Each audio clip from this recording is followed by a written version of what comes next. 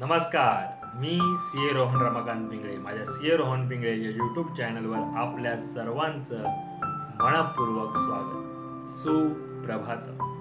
सुरुवात करूया आपल्या मेडिटेशन व्हिडिओ आणि चिंतन डे 74 ला. आताच्या मुद्रा अशा, डोळे बंद करायचे, सरळ ताठ बसायचंय, पाठीचा कणा एकदम सरळ, चेहऱ्यावरती स्मित हास्य आणि सर्वात प्रथम आपल्या आई वडिलांना वंदन करायचंय, नमस्कार करायचाय आणि त्यांना धन्यवाद द्यायचंय. आम्हाला जन्म दिल्यापासून आज तागायत आमच्यासाठी तुम्ही जे काही केलं, जे काही करत आहात आणि पुढेही जे काही करणार आहात त्यासाठी मनापासून धन्यवाद धन्यवाद धन्यवाद. Thank you so much. आता आपल्या गुरूंना, गुरुबंधूंना वंदन करायचंय, नमस्कार करायचंय आणि त्यांना धन्यवाद द्यायचंय. आम्हाला आजपर्यंत तुम्ही जे काही शिकवलं, जे काही शिकवत आहात आणि पुढेही जे काही शिकवणार आहात त्यासाठी मनापासून धन्यवाद धन्यवाद धन्यवाद. Thank you so much.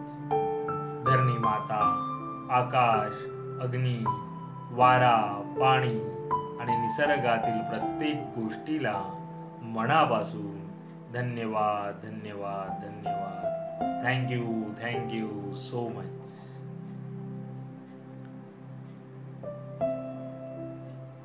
आम्हाला मिळत असलेल्या 2 वेळेच्या पोटभर अन्नासाठी आणि त्या प्रक्रियेमध्ये असलेल्या सर्वांना मनापासून धन्यवाद धन्यवाद धन्यवाद.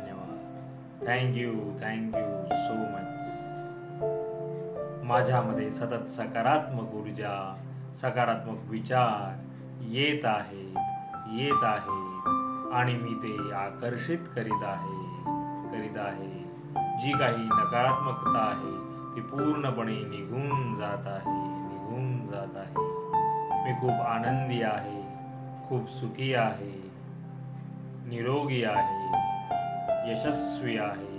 मी सर्वांचा सन्मान करतो आणि या सर्वांमध्ये मला पूर्ण युनिवर्स अविरत मदत करते. मी सर्वांना सकारात्मक ऊर्जा, विचार देऊ शकत आहे, कारण का पूर्ण युनिवर्स यामध्ये मला मदत करत आहे आणि त्यासाठी या पूर्ण युनिवर्सचे मनापासून धन्यवाद धन्यवाद धन्यवाद. Thank you so much. आता आपण ओंकार ध्यानाला सुरुवात करूया.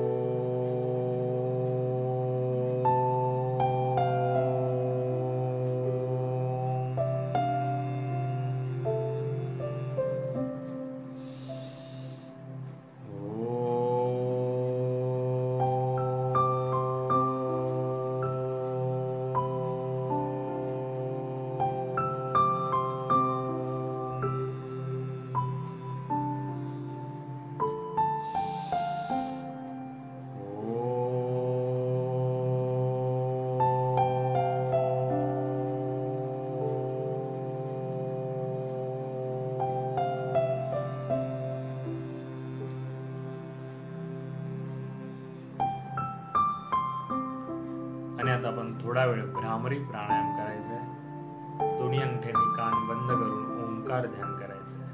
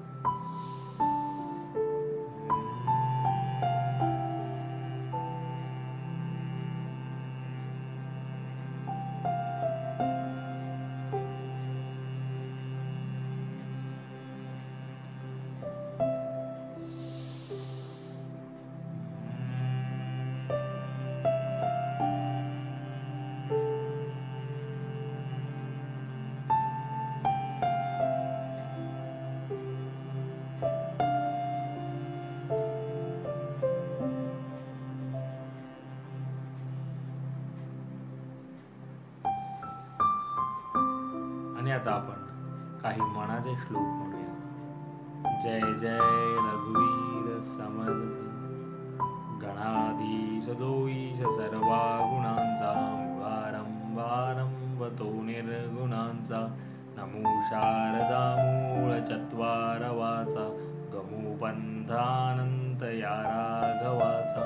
मना सज्जना भक्ती पंथेची जावे, तरी श्री हरी पाविजेतो स्वभावे. जनी निंद्यते सर्व सोडून द्यावे, जनी वंद्यते सर्व भावे करावे. प्रभाते मनी राम चिंतित जावा, पुढे वै खरी राम आधी वदावा. सदाचार हा थोर सांडून येतो, जनी तोचितो मानवी धन्य होतो. जय जय रघुवीर समर्थ.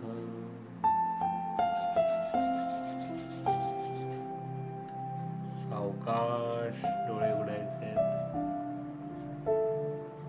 मेरा भी मंगल तेरा भी मंगल, सबका मंगल होवे रे. मेरा भी मंगल तेरा भी मंगल, सबका मंगल होवे रे. मेरा आपकी कृपा से सब काम हो रहा है. मेरा आपकी कृपा से सब काम हो रहा है. करते हो तुम कन्हैया, मेरा नाम हो रहा है. करते हो तुम कन्हैया, मेरा नाम हो रहा है. मेरा आपकी कृपा से सब काम हो रहा है. हे ईश्वरा सर्वांना चांगली बुद्धी दे, आरोग्य दे. सर्वांना सुखात आनंदात ऐश्वर्यात ठेव. सर्वांचं भलं कर, कल्याण कर, रक्षण कर. आणि तुझे गोड नाम मुखात अखंड राहू दे. धरणी मातेला नमस्कार करायचा. Thank you so much for giving me such a kind of wonderful life to live. खूप खूप आभारी आहे, असं सुंदर आयुष्य जगण्याला दिल्याबद्दल मनापासून आभारी आहे. truly blessed, truly grateful from my bottom of the heart. हृदयापासून धन्यवाद.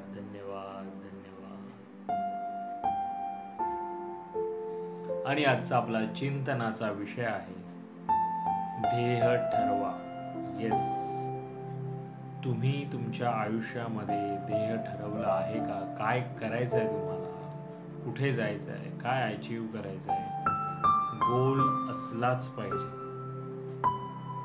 आपलं हे जगणं जर ध्येयाविना जगणं असेल तर त्याला काहीच अर्थ नाही. जर तुमच्या आयुष्याला अर्थ हवा असेल, जगण्याला अर्थ हवा असेल, तर तुमच्या प्रत्येकाकडे एक ध्येय असलंच पाहिजे.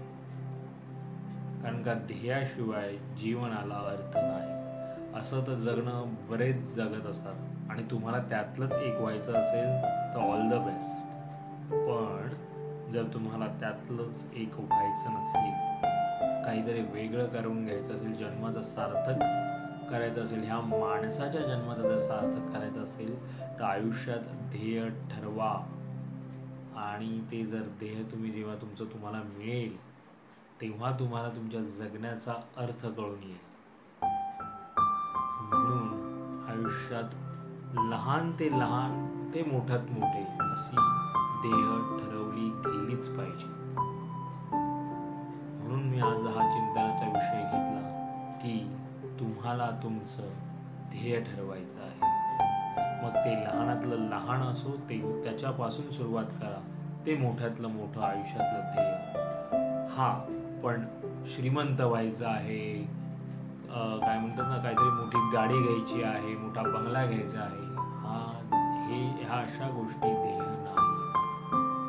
तर तुमचं ध्येय आयुष्यामध्ये असं काहीतरी पाहिजे की ह्या बाकीच्या गोष्टी ऑटोमॅटिकली तुम्ही तुमचं जेव्हा ध्येय अचीव कराल तेव्हा त्या येतीलच.